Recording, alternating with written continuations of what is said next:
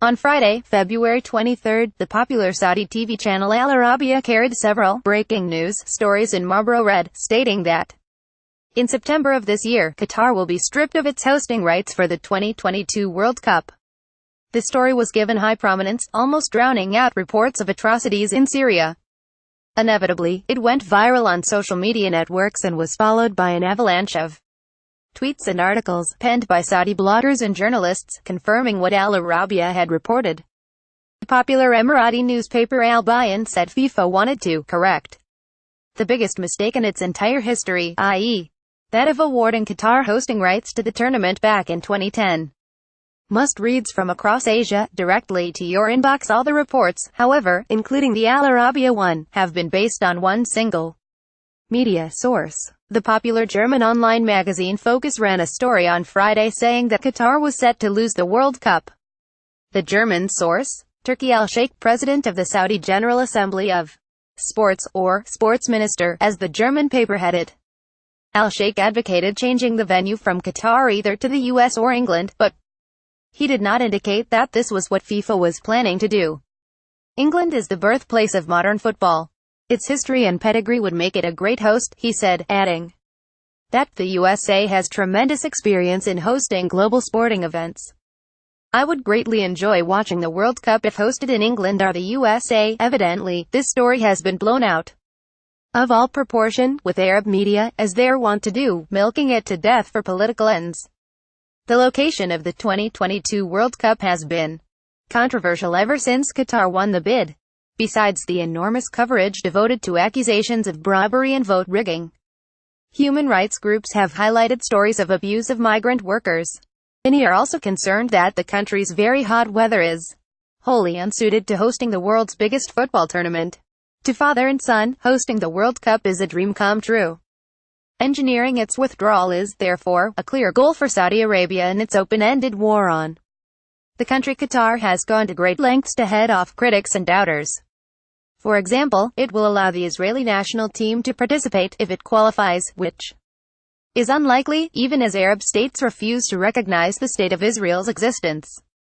And it will allow the sale of alcohol during the event, despite being a conservative Islamic country that hosts firebrand clerics such as Yusuf al-Qaradawi, the spiritual head of the global Muslim Brotherhood network. Pressure mounted further after relations with its regional neighbors hit rock bottom last June. Since then, Saudi Arabia has led a boycott of Qatar, with full participation from Bahrain, the UAE and Egypt.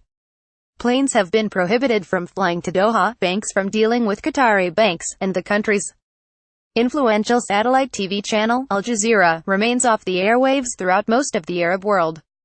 Instead of backing down, the Qatari government refused to countenance a change of editorial tack on Al Jazeera, refused to sever relations with Iran, and said no to the expulsion of Brotherhood members based in Doha.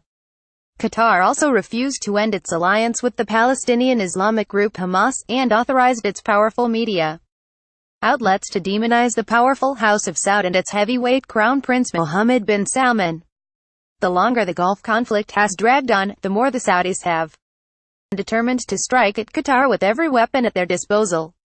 2022 World Cup, therefore, has every potential for becoming the proverbial political football, not least because the Saudis know how much it means to Qatari Emir Tamim bin Hamad and his father, the former Emir Hamad bin Khalifa Al Thani. The event will, reportedly, cost them an approximate $220 billion, 60 times as much as South Africa spent on the 2010 World Cup.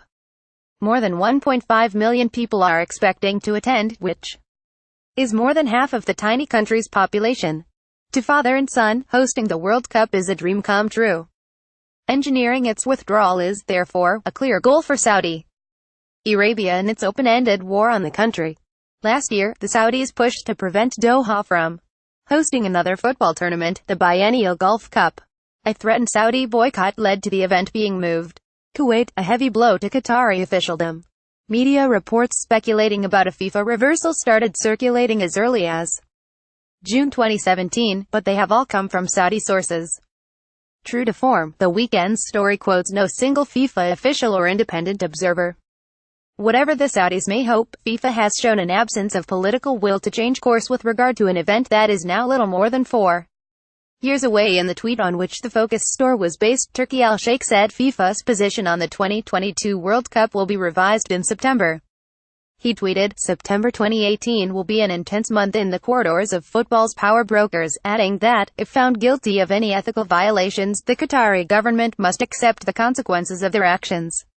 Ethical violations have been heavily rumored from as early as 2010, but they did not prevent FIFA President Gianni Infantino from saying, as recently as mid-February, that he was satisfied with Qatar's 2022 preparations. "We are confident that the 2022 World Cup in Qatar will be up to expectations," he said.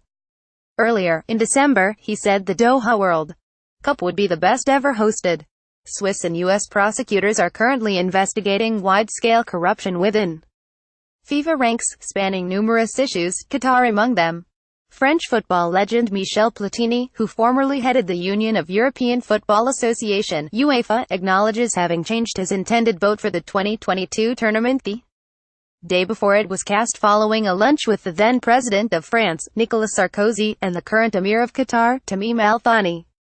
In 2015, Platini and the former FIFA president, Sepp Blatter, were banned from any involvement in football for 8 years, over unexplained payments to Platini. In November, a court heard that Blatter's most senior vice president at FIFA, the Argentinian Julio Grondona, who died in 2014, took at least $1 million in bribes to vote for Qatar in 2010. That any of this leads to FIFA changing its mind about 2022 is unlikely, however. In 2014, FIFA's own investigation found that Qatar's former football administrator, Mohammed bin Hammam, had manipulated the vote for the tournament, but that there was not enough evidence to strip the Gulf state of the event. FIFA has been under Infantino's new regime since February 2016. But whatever the Saudis may hope, it has shown an absence of political will to change course with regard to an event that is now little more than 4 years away. Continue reading.